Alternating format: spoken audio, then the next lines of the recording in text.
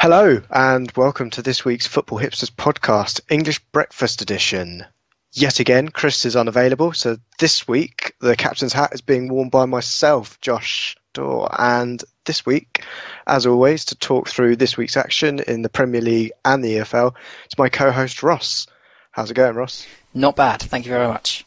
Are you enjoying the hosting seat? It's warm from when you were in it last week, but I'll get over that. But traded around quite a lot the past few weeks. Maybe it'll settle one day. Maybe I can wear it in, but we'll see. I think Chris might be back soon because Arsenal's games have slowly moved away from Sundays. You say that, but in 2 weeks' time, Arsenal have another Sunday game. The fixture gods are against us. Anyway, now we've had 2 leagues wrap up for the summer this week and some playoff action. But before we talk about that, let's get straight off into the Premier League and the Friday night game, West Ham versus Spurs at the Olympic Stadium. Spurs travelled to West Ham after a very impressive 2-0 win in the North London derby, saying through gritted teeth, and going in with 9 consecutive wins with them to West Ham side who have struggled this season at their new home. However, no one told Lanzini, who stepped out from under Dimitri Payet's shadow in January and scored the only goal of the game to give West Ham the win and well and truly ended any realistic title challenge from Spurs. The Hammers are now safe for another year, Ross. A couple of questions for you on this game. Does this secure Bilic's position for next season, now that we know that they're safe? And on Spurs, do you think the speculation around Kyle Walker's future was a bit of a distraction for Spurs and him, seeing as the winner came from his flank?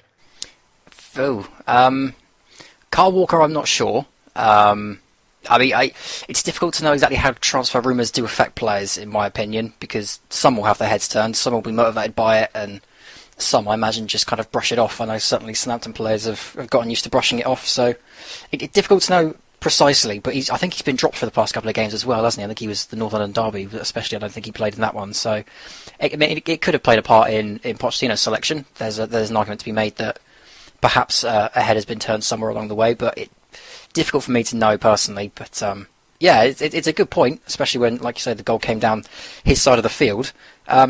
As for Bilic, it depends, I suppose, on who you ask, really. I think most neutral fans would tell you that Slaven Bilic deserves to stay on for another season, not just because of what he did last season, but the fact they had such a difficult season this year, what with Payet leaving and then the stadium move as well. You know, they've had a lot of upheaval, and I think I've already spoken in previous podcasts about the transfer policy, which seems to have changed midway through the campaign, so I personally think he's done a good job, all things considered, but at the same time, I currently support a team that is in a debate about whether its manager is fit to stay in the job as well. So I imagine West Ham fans will have different opinions to me, but from a neutral perspective, certainly I don't think Bilic has done anything wrong, or doesn't. I think he's justified the sack. Whether West Ham will feel differently, I suppose, will depend on whether they take those things into account, whether they think the style of play has been good enough. But I would certainly be surprised, I still would be, if Bilic ends up on the unemployment line during the summer. Yeah, it's interesting to draw parallels there with the Southampton managerial position. I'm sure we'll speak about that a little bit later, because there's a couple of incidents across the country where managerial appointments have been questioned that have been made in the previous summer. But now we'll move on to the Saturday games, and I'm going to start looking at a pair of games that have ramifications at the bottom end of the league. First, Hull versus Sunderland. Marco Silva's incredible unbeaten run smashed from an unlikely source, with the already relegated Sunderland getting the 3 points. Ross, Hull worked hard in this game, but ultimately lacked conviction in the final third. Story of their season, and did you see this result coming? Absolutely, I didn't. To me, I mean, I only got to see the match of the day highlights, so it's not like I got a comprehensive look. But they certainly created enough. Like you say, they lacked a bit of the conviction they needed to just get themselves over the line. But to me, there were times in that game that it looked like Hull didn't really know how to approach it, because Marco Silva's style is very much, we're the underdogs, so we're going to sit back and hit you on the counter. And even when he managed Olympiacos and Porto, I think it was in Portugal, even though they were expected to win most games, they conceded a lot of the possession and looked to spring on opponents. I don't think they really felt they could do that against Sunderland, so they tried a different route, and they certainly had their chances, but they just didn't take them. Across the season, I mean, you could make a case to say that this is the reason they're going down. I mean, Joel would be the right man to speak on this particular subject, but I think the state of the back room at the moment at Hull City is another big factor. When they came up, they just didn't invest. The manager, obviously, then Steve Bruce, left, and I don't think the back room has really been put back together ever since. So I think Marco Silva deserves to have a lot of credit for keeping that ship running. But yeah, I mean, you could argue that this is indicative of their season, that they had the opportunity here. You know, this would have been a massive 3 points, and it looked like a game they really should be winning, but they just didn't turn up. They just didn't get the goals they needed / deserved. And Sunderland, full credit to them, I know Jermaine Defoe's was about 6 miles offside, but Sunderland, it's another case of a relegated team playing without pressure. You know, we saw it in the Championship with Rotherham, who not exactly came alive after they went down, but certainly scored a few more goals and earned a few more points when their relegation had been confirmed. So for Sunderland, it's a complete shock, and it's an unexpected 3 points. But for Hull City, it's hugely damaging, because, like you say, this is one they would have looked at and thought, if there's ever going to be a chance to stay up, it's going to be here. Very true. I think we're all quite surprised from a neutral point of view with how they started the season with, was it only 9 outfield players on the books, with just a massive clear out that happened with contracts and then the manager leaving. The fact that they're in theory still in it is absolutely incredible. And onto their rivals for this relegation. In the evening, Swansea had a chance to take advantage and welcomed Everton to South Wales, and boy did they, with Llorente getting the only goal of the game, handing Swansea's Premier League destiny into their own hands. So I think the question, which you may have already answered in the last one, is can Swansea do it? Just running through the fixtures they've got. Swansea have got to go to Sunderland next weekend, and then they have West Brom on the final day of the season at home, and Hull on the Sunday travel to Palace and then host Spurs at the end. Just a note on the Sunderland game as well. Leon Brisson came out after this game and said the players will cover the cost of the tickets for the Sunderland game, which is an absolutely fantastic gesture. So yeah, Ross, can they do it? Can they stay up? They certainly can. I think that Paul Clement is a manager that could... I think, honestly, the greatest benefit to having Paul Clement there is if Swansea go down, I think he will create a very good team in the Championship, and if he could then bring them back up, I think you'd see a much stronger Swansea side than perhaps you may do if they stay up and he gets to some of their... but at the same time, the main goal will be to stay up. Of course it will be. And given the fixtures they've got left, I mean, again, Sunderland next week, you'd imagine that's going to be a Swansea win. But we would have said that, like you were saying a minute ago, we would have liked to have thought that it was going to be a Hull win this weekend, and it wasn't. So that's going to be a massive fixture for them, and Sunderland are certainly going to have their tails up now. But I think the bigger fixture, the bigger indicator of whether or not Swansea can do it, is going to be Hull versus Palace. I think Hull will enjoy the opportunity of playing Tottenham, especially when Tottenham will have nothing to play for. Because, like I was saying earlier, Marco Silva's style is very indicative of you have the ball, we'll strike you on the counter. So I think Hull are going to like the look of their final fixture now that the title race is dead. So I think personally that the biggest fixture from next weekend is going to be Hull versus Palace, and that's going to be a bigger indicator of which of those two sides is going to stay up, or indeed if Crystal Palace can be dragged into it. But can Swansea do it? Absolutely. They've had the ability all season long. I think most of us have been quite surprised to see them as low as they have been. Very true. I think the managerial merry-go-round that they've had there is ended up biting them on the bottom, so to speak. But I'm not sure we ever got your opinion on Guidolin. I'm not sure if you joined the pod before he left or not, but I think Chris and I, generally speaking, were really surprised to see Guidolin start the season. Personally, I think that's where it went wrong for them. the first 10 games or so under Guidolin. I don't know your opinions on it, but I think that's where the real damage was done this season. Yeah, I wasn't really sure about the whole keeping him on. Like, he'd done nothing wrong in the previous season, and whether it was a case of they've kept chopping and changing their manager across, and they were like, right, we should really give him a summer as well, get the players in that's required, and kick on from there. But it just turned out he wasn't able to do that, and perhaps was just better as a short-term charge. But we've seen that at Sunderland as well, how they've done that, bring in a manager near the end of the season.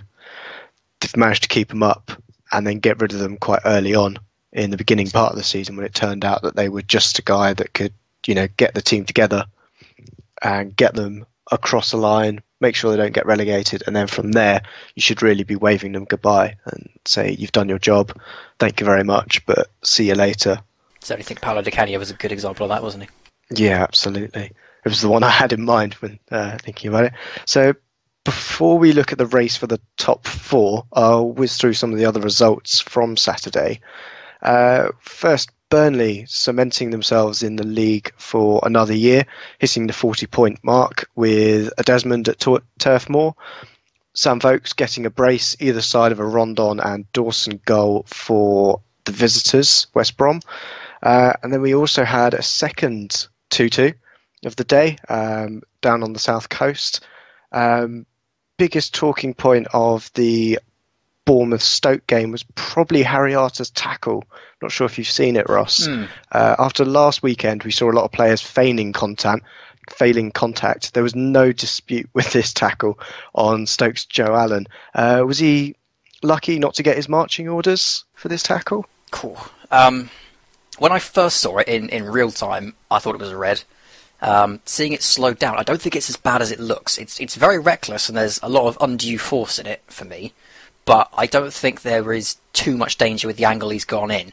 Now, at the end of the day, I think by the letter of the law that doesn't matter, because it's reckless intent, and it's probably deemed too dangerous to tackle just by the force that was imposed on it. In real time, I would have said it was a red card. When you slow it down, I don't think it looks as bad, but certainly if I'd been the referee at the time, I would have given a red. And if he had given a red card for that, I don't think I would have been shocked at all. I would have agreed with it until I'd seen the replay. And even then, like I say, when I've seen the replay, it's one of those that in real time I think it looks worse than it is. But at the end of the day, it could still have done a lot of damage if it had gone, an extra foot to the right hand side. So I think he is lucky. I certainly think it's a bad tackle, but for me, I think in real time it looks a lot worse than it actually was. True, this is one of the benefits we've got of slow-mo cameras. We can make a tackle look as good or as bad as we want it to, depending on where it looks. So in this particular one, in real time, it looks awful, but we've seen other tackles that look fine in real time, but in slow-mo look to be causing a player a lot more damage than initially thought, and potentially leading in a sending off offence. But we'll move on to the Leicester game. Leicester hosted Watford, and were resounding winners, with Ndidi, Mahrez and Albrighton all on the score sheet. Interesting thing about this, I think Leicester are now safe for another year. Not sure we wouldn't be saying that at all, having that conversation at all this season with what they managed last year. But Watford fans singing the name of Quique Sanchez-Flores in the away end. Even more pressure on Materazzi, and do you see him making it past the summer? Personally, I don't, and that's not because I think he's a bad manager. I think he's actually I can't even say he's done well with Watford, can I? I mean, the first half of the season, what he did with Watford was fantastic. I think they were up in about 8th place or something silly, and a lot of people were looking at them and saying, "Wow, how have you got that high? Maybe you've made the right move here." But second half of the season, they have dropped away so much more dramatically than they did under Quique Sanchez-Flores. And for me, the style of play is not as good as it was under Sanchez-Flores either. So I think, personally, if you're going to sack Quique for what he did last season, then you have no choice but to sack him this season, to sack Mazzari this season, I should say. Because he's taken them back. They're now down to 15th. And I fully appreciate the mid-table this season is a lot more clumped together, and it's a lot tighter, and the permutations for the final few weeks are still quite dramatic. I think 9th place Leicester could still finish down in 16th or something silly. So I understand the mid-table is very clumped this year, but at the end of the day, Watford have really, really gone bad. 17 defeats. I can't think of what they were last season, but I'm sure it wasn't that. And they were somewhere up near 10th. So for me, if you're going to sack Quique Sanchez-Flores for overachieving, I think it was Watford's first season back in the Premier League last season as well, for overachieving and being and completely safe last season, to now having them dip quite close to the relegation zone, I think you have to be looking at it, because it's just, if you're going to do it for Quique, then you've got to do it here as well, for me personally. Yeah, I think it's a very difficult time for him at the helm, and I don't think anyone would really be too surprised with the Watford board's previous with chopping and changing managers. It's something we definitely saw in the Championship, wasn't it? 3 managers they had in that season where they went up. Yeah. So yeah, I don't think we'd be too surprised there. So going to the final game on the Saturday, which was the early kickoff, Man City piling on the pressure for the rest of the top 4 rivals with a convincing 5-0 win against Palace. Goals from both City centre-backs, Kompany and Otamendi, plus Silva, De Bruyne and Sterling making up the more expected names on the score sheet. Before we talk about City's top 4 chances, I'll move into the early Sunday game, the Southampton-Liverpool game at Anfield, which is played out as a 0-0 draw. Liverpool haven't scored a single goal against Southampton all season, and I think Fraser Forster's heroics for the penalty save definitely helped maintain that record. What were your thoughts on the game, Ross? The game was terrible. It was really boring to watch. But I think this is one of those where Southampton fans, last week against Hull, it was boring, but in a different way. It was boring in a bad way last weekend. It was boring in a good way this weekend, because for Southampton fans, it was good defensive structure, good organisation, keep Liverpool out. They're a very, very good attacking threat. We all know that. So let's make sure that, you know, we sit deep. We make sure they haven't got the space or the room or the time to take their shots. So from a Southampton perspective, it was incredibly dull, but for all the right reasons. For Liverpool, I imagine it was both dull and frustrating, because there was just absolutely no space. They just didn't have enough imagination to break us down. The chances they got were either from long range, or where they came close range, they scuffed them. Milner's penalty, obviously, I don't know what Fraser Forster has said to James Milner before he's taken that penalty, but clearly it worked. Very good save, but I thought it was a bit of an average penalty by James Milner's standards. So, I mean, I think if you're a neutral, you would have been probably put to sleep by that game. As a Southampton fan, I was bored of it, but in a good way, like I say, because the structure and the organisation was fantastic, and I think most people know that I'm a very big advocate of the defensive side of the game, so I was pleased with us. But for Liverpool, I imagine it was an incredible frustration, and more to the point, it was one of those games that they really did have to win, considering how tight the race of 4th place is going to get. Yeah, absolutely. Just on Puel, who came out this week and said he's not really feeling any pressure from, well, in his position from above. And I think for all of those critics of him, the fact that in this game that Saints didn't manage to muster a single shot on target, do you think that's what's probably going to be, another nail to his coffin? It will certainly hurt him. I think most level-headed Southampton fans look at this game and say, you know what, it was against Liverpool. We did well. You know, we did well to keep the clean sheet. We've done well to get the point here, because we haven't beaten anyone in the top 6 this season. So, congratulations, we got ourselves a point. But if you're a Puel out, or I can't think of what the term is now that people use, bedwetters. Bedwetters is the term. We have bedwetters versus happy clappers in the Southampton fan base. So if you're a quote-unquote bedwetter, then you'll be complaining that the offensive side of our game this weekend was poor. Now, personally, I think that, yes, it's disappointing that we didn't look at any point like we were really going to be a genuine threat to Liverpool. But when you're in this kind of game and Puel is under the pressure he is from the fans, the last thing we needed was to go there, go gung-ho and get turned over 5-0. You know, so I'm of the opinion that this is a good result. And if anything, it's a good performance, even if it was a bit boring at times. If you are a Puel out brigade, then yeah, you will be very concerned that under Ronald Koeman we would have gone for it, under Pochettino we would have gone for it, but under Claude Puel we're more than happy just to sit back and take a point. So we have Arsenal in midweek, we still have Man United to go before the end of the season. If we can get points from them, then we'll have this discussion again, but it will again depend on the style, because I think most neutrals would look at it and say that's a brilliant point, but there'll be at least half the Southampton fan base that will look at it and say, you know what, good point, but my God, it's not who we are. It's not who we've been for the past 6 years now. Where's the attacking play? So it's difficult for him. But in my opinion, he's done very, very well, and Southampton have really helped him out here with a fantastic point.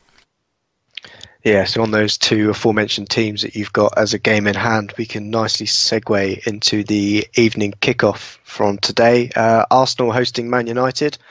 A tale of arguably two falling giants. I wouldn't say they're fallen just yet. Man U, unbeaten since what feels like forever, made a number of changes with the Europa League second leg in mind on Thursday.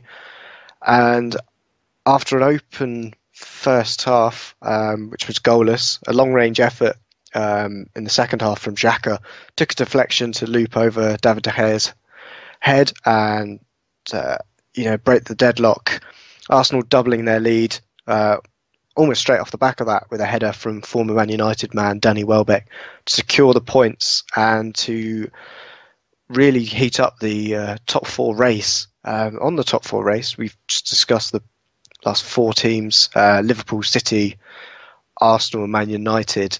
At the moment, it's Liverpool have played an extra game on all of those teams, sitting on 70 points with 36 played. Man City, Man United, both played 35 and are on 69 and 65 games respectively. And then Arsenal in sixth on 34 played and 63.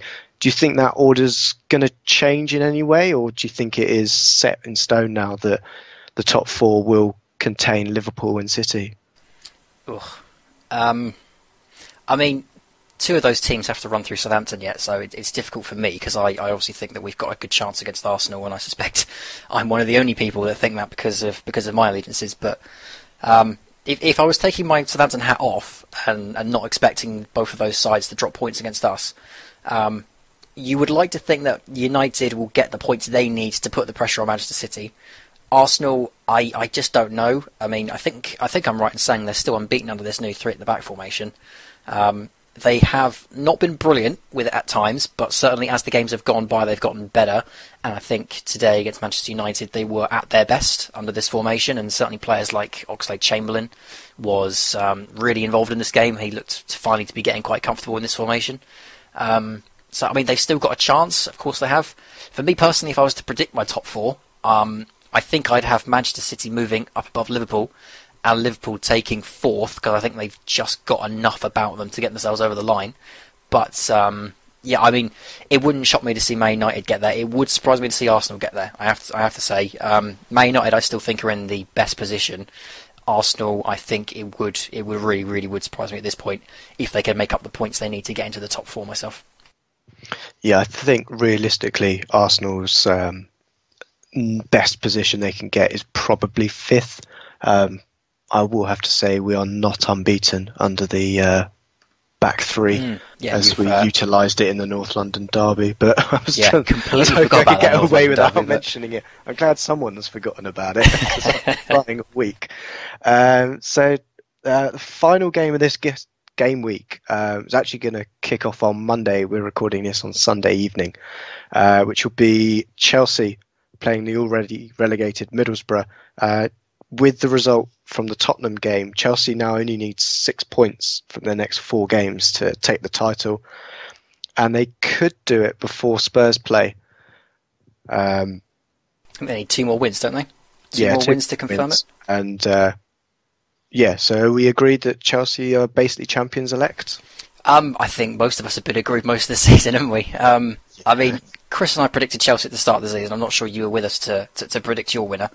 But Chris and I both went for Chelsea. As the season's gone on, obviously they had that fantastic run in the middle of the season where they looked like they could just tear through everyone.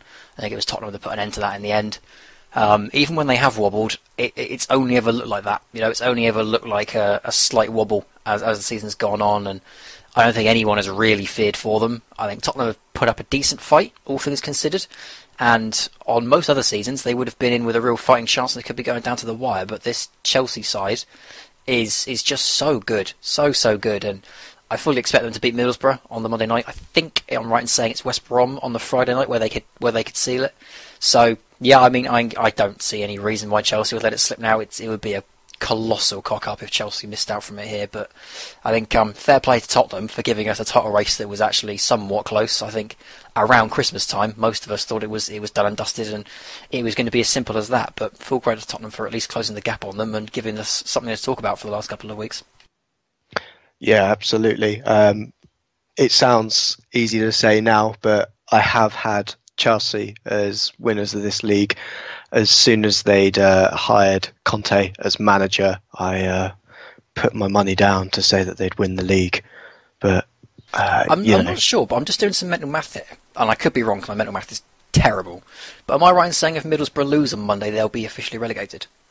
Because that looks like a gap of 7 points with 2 games to go. If they lose, so that would be them. I honestly thought they were already. Yeah, they essentially are, aren't they? But I think mathematically they'd be down if they lost on Monday, wouldn't they? Yeah, I believe so. I think it was one of those. I don't see them scoring against Chelsea. You very rarely see them scoring flat out, do you? Yeah, it's one of those that you could say the same thing about Middlesbrough. For every game they've gone into, they've just turned into the complete anti of what they were last year in the Championship.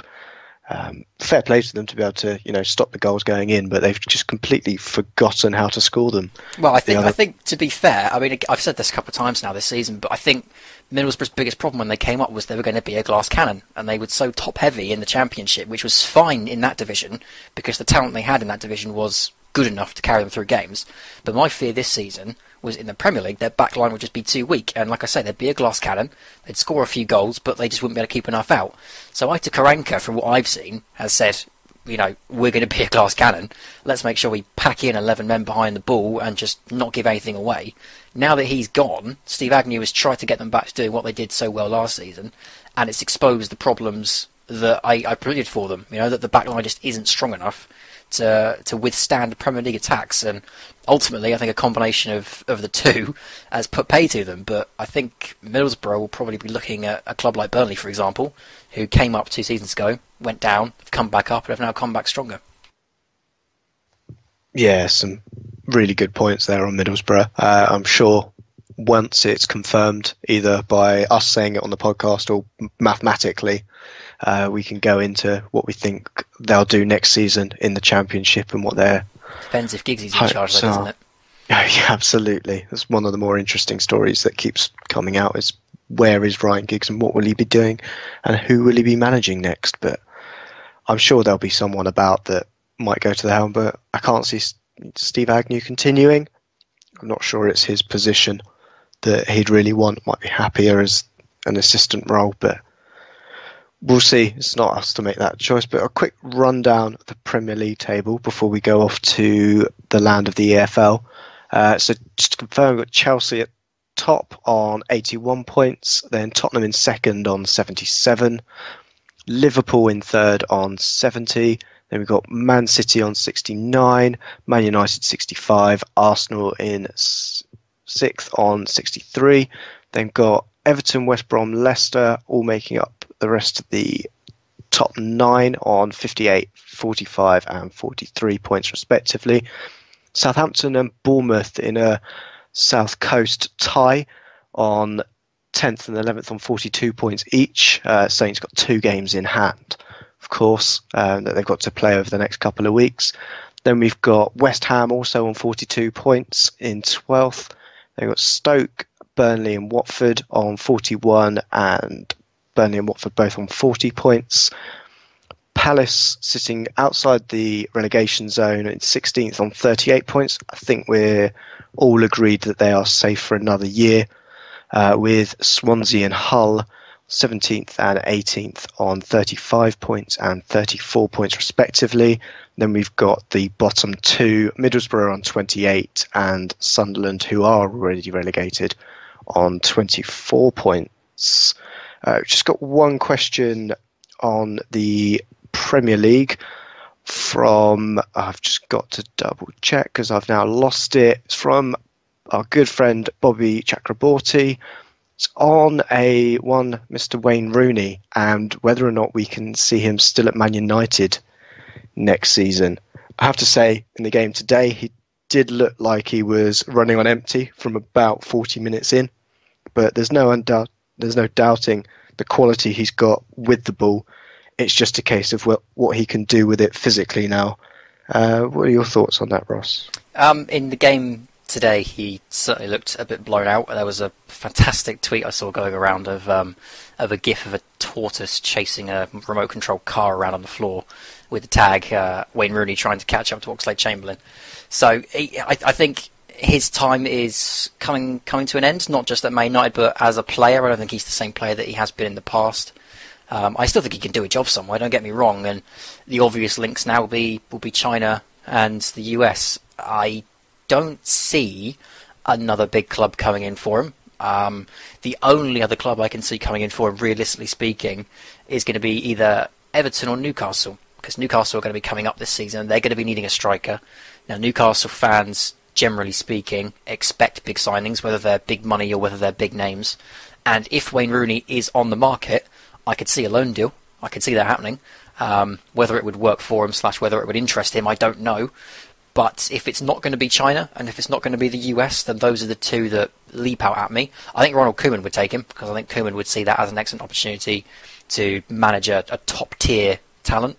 And he might also see him as a ticket to pushing them across the line in terms of the Champions League places. But I can certainly see him winding up at Newcastle. I think that would work well for both parties if Rooney was in a position where he thought he wasn't going to play and, decided that it was going to be a good move for him. But if it's not going to be either of those two, it's probably going to be China or the US. And I think Mourinho is probably going to be in a position where he's going to see Rooney as expendable, especially with the kind of talent that he's expecting to bring in during the summer. So I can see it happening. My ideal place for him would be Newcastle, but I would imagine he'll probably end up somewhere like China or the US. Newcastle was a very, very interesting and slightly hipstery choice, but we wouldn't have it any other way on this podcast for where we think players would end up. But you could see it happening, one of those deadline day deals on a loan. He goes into his last year of his contract in the summer. He's 31. He did break through at 16, so I don't think there are many more miles on the clock. I don't think he's going to be one of those players like Zlatan that you would see being, an evergreen striker. I think he will need to move slightly further back on the field. I think we've said that for a couple of years now, and I think he would make up a decent midfield three if he's got players around him that can do the running for him. But now let's talk through all the thrills and spills, twists and turns, as both the Championship and League One came to a close this weekend. It's over to you, Ross, with the EFL Roundup. I'm afraid you've been bamboozled by Sky's ridiculous format. It's actually League Two that finished this weekend for no good reason. Why did League One finish last week? And I don't know. Anyway, I've even got League and League Two written down here. It just doesn't make any sense, though, does it? It just goes against all logic, but that's Sky for you. Nonetheless, let's talk League Two then.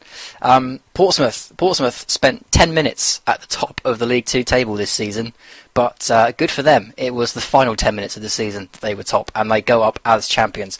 Incredible to think they've managed to do it. They've overturned a 17-point gap since February to end up as champions of League Two, and like I say, less than 10 minutes at the top of this table, and they've ended up winning the division. So fully congratulations to my near neighbours Pompey. A lot to talk about their possible takeover from Michael Eisner, who's been campaigning all around Portsmouth and held a hustings this week explaining his visions for the club. Suspect that's going to go through at this point, but that's a topic for another day. Plymouth finished second. Doncaster, who just absolutely collapsed in the run-in after they were promoted, they ended up finishing third, 2 points off the top, but fully congratulations to Pompey. Deserved winners of League Two. Down at the other end, though, it's misery for Hartlepool United, unfortunately. Now, they did their job, and their job was looking the hardest. They had to go and play Doncaster, who, like I say, were in the hunt for the title. They ended up getting a 2-1 win, and for all the world, it looked like they were going to be safe until, I believe it was about the 89th minute, when Newport County managed to get a second goal against Notts County, which then kept Newport up and sent Hartlepool down. So, dramatic end to their season. I think it's a real shame that we've lost another massive club from League Two in Hartlepool, down with Leyton Orient. But those are the breaks, and unfortunately Hartlepool have just not done it this season. And frankly, they've been flirting with it for a number of seasons now. But full credit to Newport County, who looked dead and buried by about January and ended up finishing 22nd and survived. The playoffs, and we've been talking about this for weeks now, the playoffs were just so congested, and there were so many teams that could still make it in. We have now got our final four. It will be Luton Town, Exeter City, Carlisle United and Blackpool. The fixtures will be Luton versus Blackpool and Exeter versus Carlisle. I mean, it's still just a straight shoot between any of those clubs. We'll talk about this in a minute, but it could honestly be any of those four. They've all had decent seasons. Carlisle, I think, will be the most disappointed, and Exeter the most thrilled, considering where they were about November time. But it's going to be a very, very interesting playoff final, I think, in League Two. So in the Championship, the season is now done. Boo-hoo. No more Championship fixtures on Friday nights for me, at least for the next 2 months. I don't know how I'm going to survive. We do have some playoffs, though, and we'll get to those in a minute. But let's quickly talk relegation. The relegation zone was the big thing. We still had to decide. We knew who was going up. It was only a matter of where the title was going to go. But the relegation place was decided between Blackburn, Nottingham Forest or Birmingham. I won't go through all the permutations, but let me tell you, it changed a whole hell of a lot over the course of the day. Nottingham Forest were down at one point, Birmingham City were down at one point, Blackburn were down again about 2 or 3 times across the afternoon. And unfortunately, that's where they stayed. They ended up getting relegated on goal difference, joint points with Nottingham Forest on 51, but 2 goals worse off, which sends them down into League One. That's now the first ever Premier League winner relegated down to League One, despite the fact they were 3-1 winners at Brentford. Forest with a very commanding 3-0 win over Ipswich. Could have been 4. They missed a penalty in the second half. Lots of talk that Forest will be taken over by the Olympiacos owners this week, and I imagine now that they've managed to stay in the division, that deal will probably be rubber stamped relatively soon, and their summer can begin. And Birmingham City, 1-0 winners at Bristol City, had to survive an absolute onslaught from Bristol City at some points, but nonetheless Harry Redknapp does the job, keeps them in the division, and he will be getting paid for his work. At the top then, the title race, as we were saying, decided only between 2 teams. It was Newcastle or Brighton, both sides going up, but who would take home the title? It ended up being Newcastle, and I cannot believe that it's Newcastle. Newcastle 3, Barnsley 0 was the result at St James's Park. All Brighton needed to do was get a win in any of their last 3 games. They lost 2 of them, and despite the fact they were leading 1-0 into the final minute of the game against Aston Villa, a deflected shot from Jack Grealish levelled it up and sends Newcastle up as champions and costs Brighton the title. I am staggered they managed to choke on 3 separate occasions. I'm really not trying to rub that in, Josh, but I just cannot believe they've done that. It was in their own hands, but here we are. Newcastle deserved champions in the end. Playoffs confirmed as well. We already kind of knew they were, but at this point we now know the order. Reading, Sheffield Wednesday, Huddersfield and Fulham will be in your playoffs. Reading versus Fulham, Sheffield Wednesday versus Huddersfield. And Huddersfield have gone into these playoffs in absolutely no form whatsoever. 2 defeats on the spin. Last week, obviously, we mentioned they made 10 changes to their game against Birmingham, and it cost them dearly. This week they brought at least 9 of those players back into the first team, had their goalkeeper sent off, and still lost. So they are in horrible form, and now go into the playoffs without their main goalkeeper. So we'll talk Championship playoffs in a minute. Let's quickly just touch on League Two. I know neither of us are particularly fluid in League Two. I think we've both learnt a lot about the division as the season's gone on.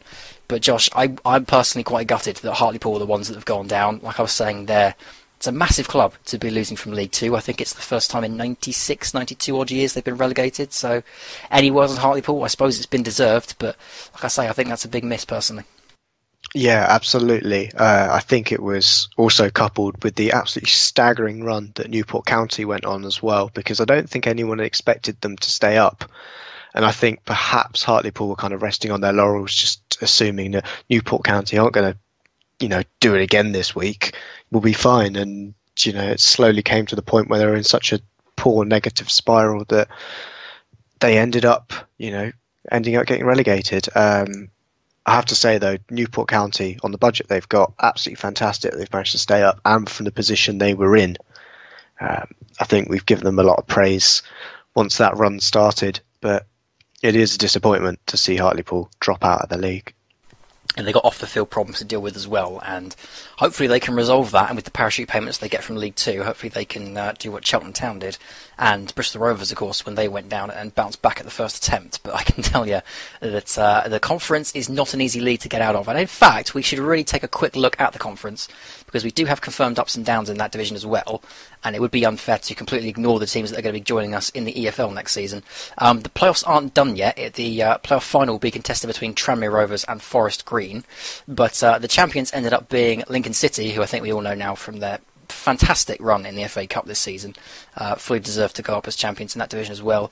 The relegation zones are filled this season by York City, formerly of the EFL, Braintree Town, Southport and North Ferriby. Now, unfortunately, North Ferriby and Southport were kind of long gone, but it's a real disappointment to see York City drop out as well, because it's only a season or two back that they themselves were an EFL team. So that's a very brief look at the conference, but Lincoln City will be joining us next season in the EFL, and it will either be Tranmere or Forest Green, and I know for a fact that the Forest Green owner has said he's going to reinvest many, many millions in that side if they do not go up this season. So for the conference's sake, I hope they do. But back into the League Two then, let's have a quick look at the playoffs. As I was saying earlier, it could really be any of them, from Luton Town, Exeter City, Carlisle United and Blackpool. Do you have a favourite? Do you have any indication which way this one might go? I'm not too sure. I'm pretty sure I probably said something completely different last week to what I will say this week, but I'm going to go Luton Town on this one. I just know the manager from his Brighton days, Nathan Jones. Kind of think he's got enough to get them through. They're scoring goals. They're in a decent run of form. I think they can do it. It'll be a good game, put it that way, for Blackpool Luton for it, and I think whoever goes up will come from that fixture. But I have to see. But I'm going to put my money on Luton. It's an interesting shout, because I actually think it's going to be Exeter.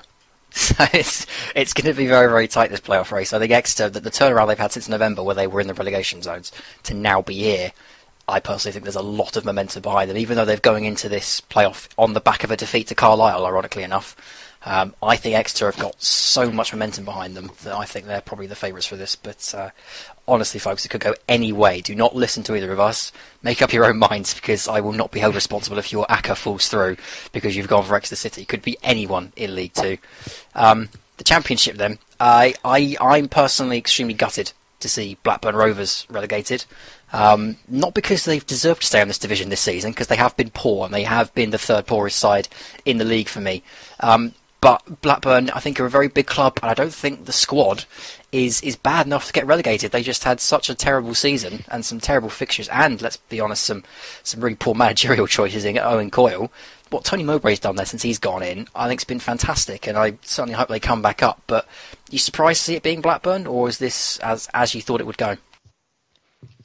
From how it was sitting on the last day of the season being today, I was still going into it thinking Notts Forest would be the one to go down. So to see Blackburn being that one on goal difference was a bit of a surprise.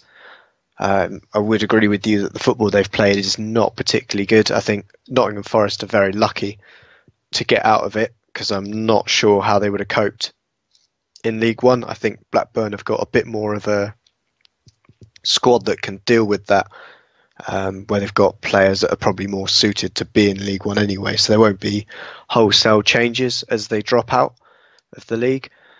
I did have to feel sorry for Gordon Greer, who, for anyone watching on Sky, was the guy in the studio who is a Blackburn player, whilst they were I think they were at the Notts Forest game for that one, who in the summer had moved from Brighton to Blackburn. So he has left the division, but probably not in the way he'd expected.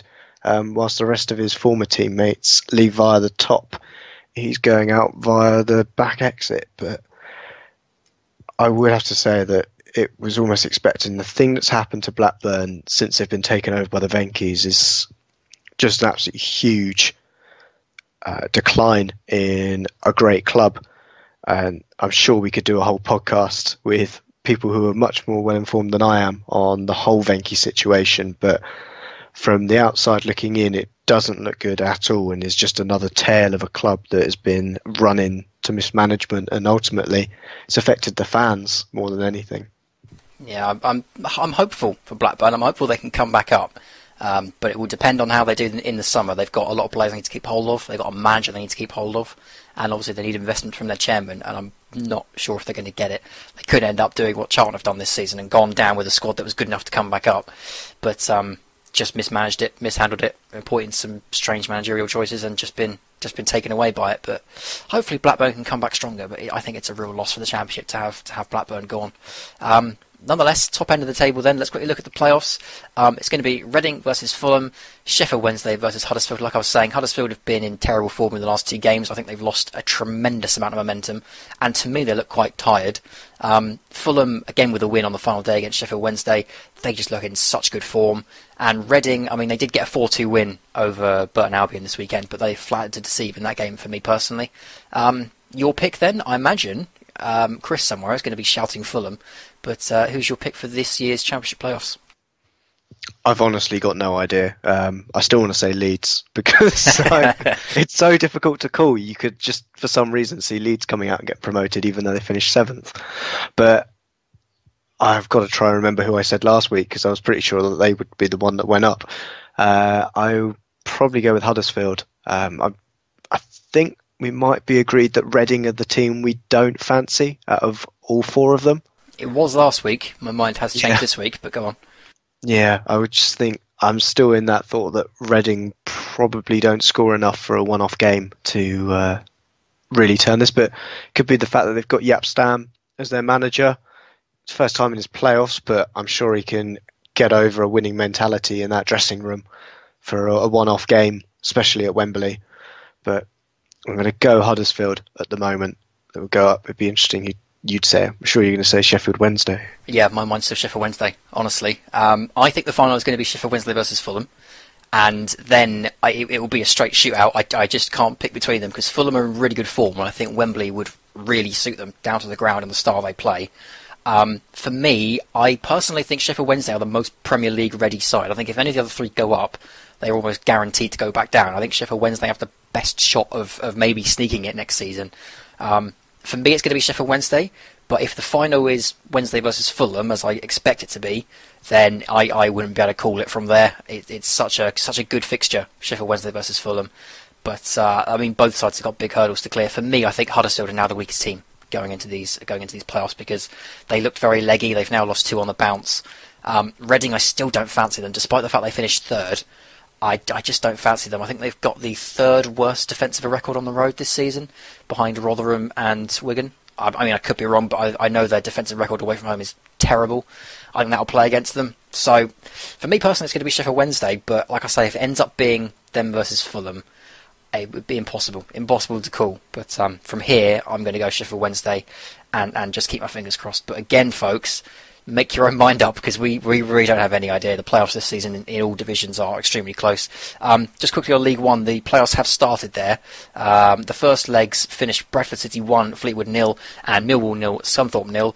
Neither particular classics, I have to admit. The other 2 legs at the moment are being played as we're recording. So at the moment it's still Fleetwood 0, Bradford 0, with Bradford going through 1-0 on aggregate, and Scunthorpe have taken the lead against Millwall, which means that Scunthorpe would be in the final with Bradford City as things stand. But that will change in the next few minutes, and I'm sure by the time this podcast goes up, you will already know who your finalists are. But out of interest, Josh, do you have any pick for the League One playoffs as well? Because like I say, at the moment it's Scunthorpe Bradford. But has your mind changed from what you saw in midweek?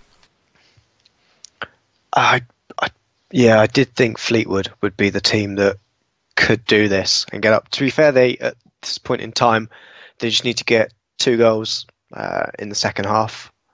Well, or in the first, because we're just coming up to about 43 minutes or so in both games. I think it could still be Fleetwood and Millwall. I think Millwall has still got enough. There's still a second half to play of both games, but maybe this is just Bradford's, kind of cup mentality coming into play. They've always had good recent cup runs, and I think they've still got the players there that know how to win in a playoff situation or in a cup competition, which is fundamentally what it is. And I think they might just have enough to see past this Fleetwood because it does look like the experience is coming through. Yeah, I certainly expect Fleetwood have the ability within them to get the goals they need to turn this tie around. But like I say, at the moment it's Bradford Scunthorpe in the final. But by the time you hear this, you already know who the finalists are. So I don't know why I'm harping on. Let's quickly finish with the Championship then. Before I give the reins back to you, Josh, you're a Brighton fan. We all know that. You've had a fantastic season. You've achieved your goal. You've gone up in second place. You are in the Premier League next season. But before you take back the reins, a word on them. It's surely disappointment to lose it in the way you did and let Newcastle have the title back. Yeah, it was very much a nearly moment. I don't think anyone from the club at the beginning of the season, even after losing against Leeds, that we'd take the title race to the final day and to be in control of our own destiny for 3 games in a row for whether or not we could win it. And it was a bit of a capitulation. But fundamentally, I think most of the thoughts from the fan base is who really cares if we go up and come second to a team that has spent at least 20 times more money than us and are the 10th richest club in England. We got the goal we needed to, and promotion was the main thing. We're going up. There'll be a open top bus tour next weekend. I'm sure it will feel a little bit down up until that moment, and then the jubilation will return because we are up to the Premier League, and it's a case of what we do in the summer now. I think that's where most of the mentality from the club and from the fan base is coming from, because it's one of those weird fan bases that there's not many people in it that are very quick to react. It's not a very reactionary fan base. It's more of a just look at everything holistically. A bit like Houghton does, which is why I think he's such a good fit for the club, that he will take everything very calmly, still lose our rag when we get an unexpected win, but because the club's been through so much in the past 2 decades, just getting to the Premier League is something that probably wasn't on the club's roadmap for another 2 seasons, and to achieve it early is absolutely fantastic. And just to have the chance to go to Wembley next year with the way that Tottenham's home stadium move has occurred, that's going to be a decent trip for the fans. And I think the goal next season is, to finish 17th and then go from there. Obviously higher would be better, but it's going to be difficult though, isn't it? I think Brighton are going to be in a very tricky position next season, depending on the kind of summer they have. But I suppose it's, like you say, depends entirely on what kind of business they do at this point. Yeah, absolutely. And we've can seamlessly moved into the questions, as one of those is around the 2 teams that are going up. We've had the identical question from Bobby Chakraborty again with another question, and from Tom at 5-Star Flips on Twitter. Where do Brighton and Newcastle have to strengthen to stand the best chance in the Premier League next season? Now, Ross, I should probably give you Newcastle in this one because I might be better placed to talk about Brighton. Yeah, I mean, if you're talking about just the starting 11, personally, I think Newcastle only really need 3. I think they need a new centre-back to go with Lascelles. I think they need a Premier League calibre holding midfielder, because as much as I like Isaac Hayden and the job he's done this season, I don't think he's going to be Premier League calibre. And they need a Premier League striker that can back up Dwight Gale, because he's been injured for large parts of the season. And I imagine if he'd been fit, especially going into the run-in, the title race wouldn't have even been in doubt. Mitrovic has only got 9, I think, goals in the Championship. So, I think they're going to need a little bit more up top. Certainly going to need someone alongside Lascelles, I think, and absolutely, definitely their priority should be a holding midfielder. If you're asking about the entire squad, I think they're going to be looking at 5 to 8 new players. I mean, there's still some questions I have over Carl Darlow. I think Carl Darlow is a fantastically athletic goalkeeper, but he does have a bit of a ricket in him every now and again. And when he does drop a clanger, his head goes for the rest of the game.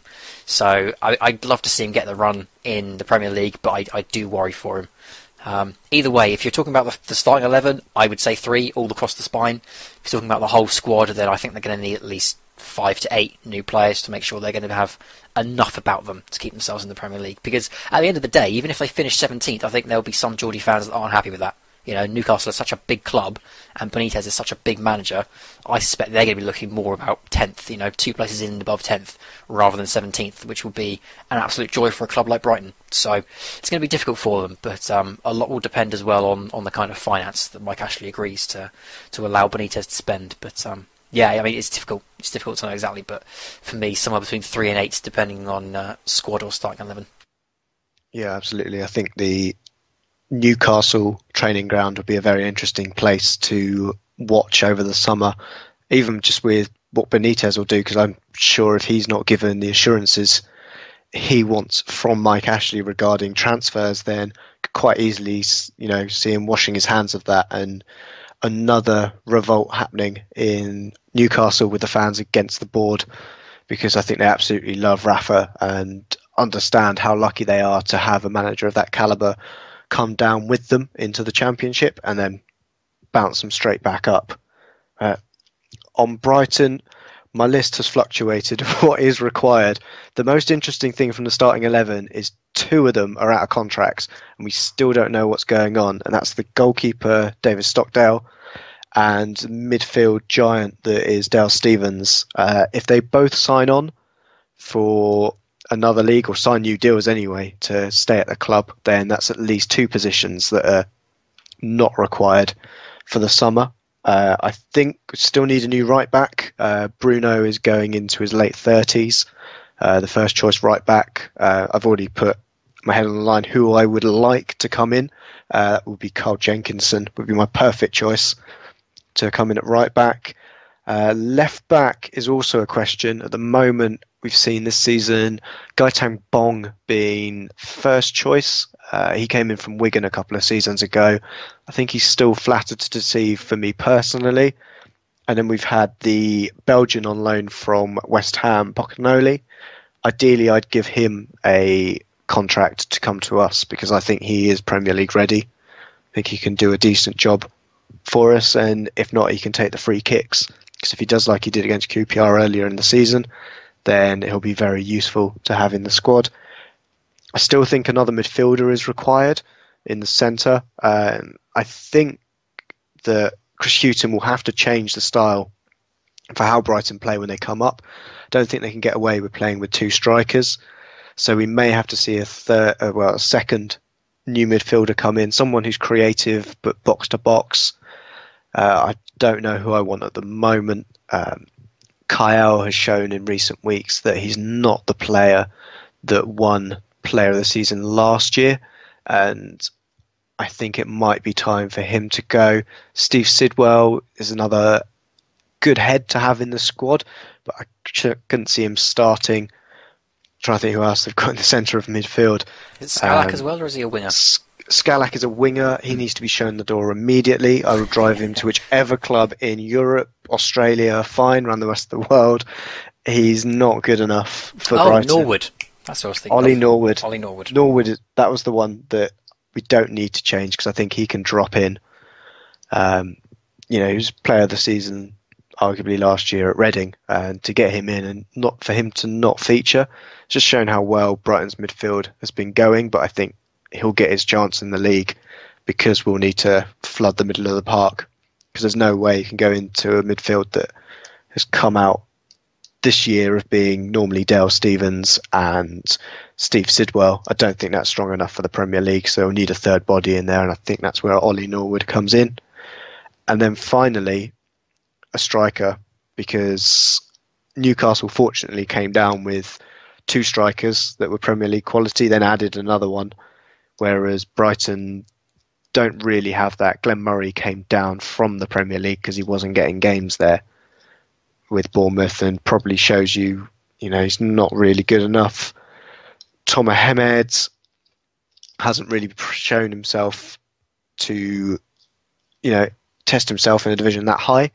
And we've also got Sam Baldock, who I'm not the biggest fan of at all. So I think a decent striker to come in would be perfect. But I'm not sure what your thoughts are on it, Ross, whether or not you think there's more players that need to come into Brighton. Again, I think it would depend on if you mean starting 11 or squad. I think starting 11, I would agree on large swathes of what you said.